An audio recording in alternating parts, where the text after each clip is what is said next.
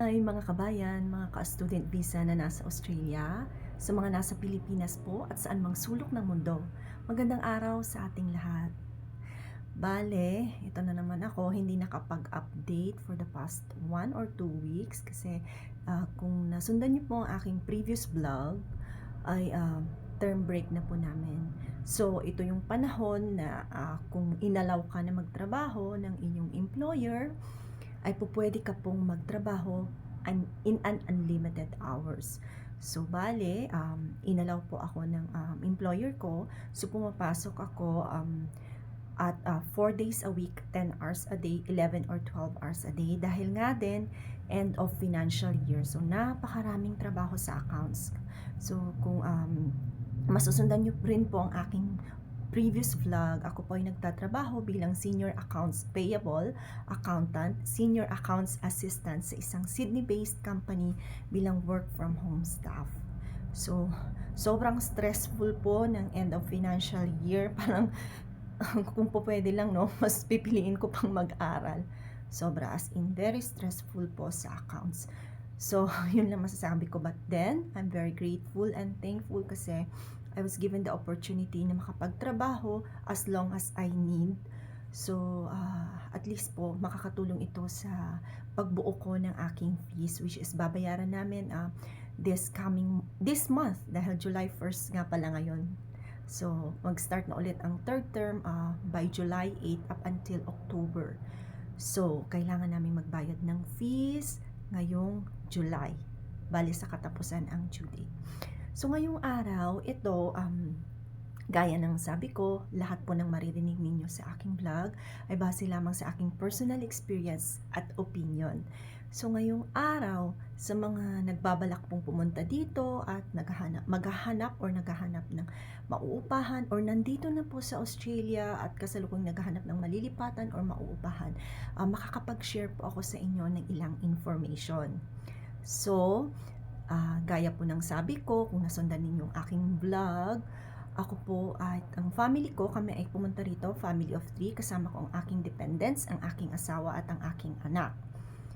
Ngayon, nung dumating po kami is sa bahay po ng kapatid ko, kami nanirahan. So, for the past 6 months, nandoon po kami. Hanggat ngayon, nandoon pa rin naman yung mga gamit namin.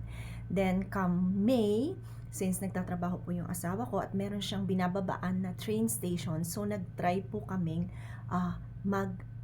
tingin or mag-inquire. So, dito po sa Australia, kung hindi pa po kayo aware, ay para ka din pong nag-a-apply ng trabaho. Dahil, kailangan nyo pong, may mga requirements po na kailangan isumite or isubmit sa mga agents or kahit sa owner mismo, direct sa owner, para then mag-i-inspect kayo. So, asahan nyo po na hindi lang kayong iisa ang naghahanap. Dito sa Australia, naririnig ko po na nagkakaroon ng housing crisis, rental crisis, at marami pang iba. Pero personally, sa sitwasyon namin, dahil nga nakatira kami sa kapatid ko, libre po yun. So, kumbaga, hindi siya naging challenge sa amin. So, nga lang, dahil nga naghanap kami ng mas malapit sa pinapasukan ng asawa ko at maging independent din, although mahirap para sa amin kasi nasa struggling phase po talaga kami, pero nag-try kami. So, yun. So, ang mga kaklase ko, nag-usap-usap kami, nagkakwentuhan din, which is, yun, base sa mga experiences nila, nag-i-inspect sila at napakadami at napakahirap kasi may isa lang naman nanalo doon sa mag-i-inspect. So, ganun po ang kalakaran dito sa Australia. So, ako, I can only speak on my personal experience. I can only give information base sa family of 3 or kung family or couple po kayong pumunta dito. Kasi ang maibibigay kong rate sa inyo ay base po sa kinote nila sa amin. So, nag-try, sabi ng ibang kaklase ko, mas mabilis daw po kung sa Facebook Marketplace tayo magtatanong. So, nag-scroll ako, ang hinahanap ko talaga ay granny flat, kasi nga 3 kami. At saka, mas preferred talaga namin yung hindi shared, kumbaga sa amin lang yon. So, may message ako, siguro May 22 or 23. Then, nag-reply siya kinaumagahan. Bali sa message ko, inaalaw ba niya kasi kasama ko yung husband ko at saka bata, inaalaw ba niya? Then, nag-reply po po siya. Ang sabi niya, I'm sorry, hindi siya suitable for family or with children. Okay, sabi ko, nag-reply ako, okay. Nag-ask ako kasi malapit doon yung trabaho ng asawa ko, yung lugar niya. So that's it. Then, so hindi naman kami stressed or pressure kasi hindi naman talaga kami naghahanap. So nagtatry lang kami. So minsan nakakatulong talaga yung hindi tayo stress or pressure, no? Kasi walang expectation at hindi mo rin pinipilit. Then, so wala na. Then, nagulat kami, Saturday yon, biglang nag-message siya. Sabi niya sa akin na, naghahanap ka pa ba ng mauupahan? Kasi may mga pumunta dito at ilan naman yung anak nila. So, hindi sila suitable dito sa lugar namin. Sabi niya. Tapos sabi ko, sige, titignan namin. Sabi ko, kasi parang inaalaw na niya yung anak ko. Kumbaga, 3 kami. Tapos, pero after nun, sabi niya, kaya mo bang magbayad ng 4 na linggong bond at saka 2 weeks advance ngayong araw? Yun ang sabi niya. Tapos, ibibigay na namin yung susi. Hindi na kami makakapag-antay, sabi niya. So, ako naman, sabi ng asawa ko, sige, subukan natin. So, yun, pumunta kami doon sa lugar dito. Actually, ito na yung lugar. Then, pagpunta namin is, ayan, in-inspect namin para sa amin, sa family namin, okay naman kami. Kumbaga, ito furnish na may mga upuan, may kama, may lutuan, may maliit na ref, may closet, aparador, may maliit na mesa. Yun. So, tapos may washing machine na din, although walang dryer. So, yun, day after nun, tinanong ko yung asawa ko, sabi niya, okay na to. So, then nag-usap kami, tapos after nun, so nagkausap na, then mga terms, so ang binigay niya terms ay 6 months lease rental agreement. Then ito na yung key, which is ito ang maibibigay kong advice po sa mga talagang urgent or naghahanap ng malilipatan. So hindi ko po alam, based on experience namin to, kasi madali lang sa amin, kasi hindi talaga kami naghanap. Then on the same day, yon, yung time na yon is nakuha po namin to. So, ito ang key. Kailangan po is, meron kayong ready na finances. Meron po kayong pera na pangbayad. So, nung time na yon, ang sabi niya sa akin is, kaya mo bang bayaran yung 4 weeks bond at saka 2 weeks rental advance? So, ang unang usapan is fortnight babayaran. Pero ako, dahil sa dami ng iniisip po, ayoko talaga ng madaming iniisip, gusto ko ma-read off kung ano man yung mga kailangang mawala na sa to-dos ko. So, ang sabi ko is weekly. So, nag-agree kami doon, nagkaroon ng rental agreement. So, yun. So, that same day, nag-usap ako, pwede bang in 24 hours, kasi kakausapin ko lang yung kapatid ko kasi hindi niya alam. Sabi ko, wala siyang alam yung kapatid ko kasi nung umalis kami para puntahan, tingnan yung inspect itong lugar na to, is titingnan lang namin.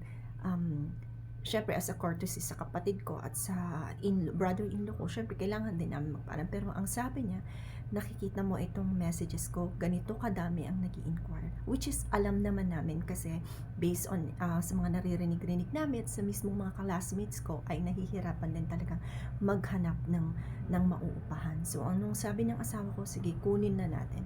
So that same time, naggawa na siya ng nag-execute siya ng rental agreement.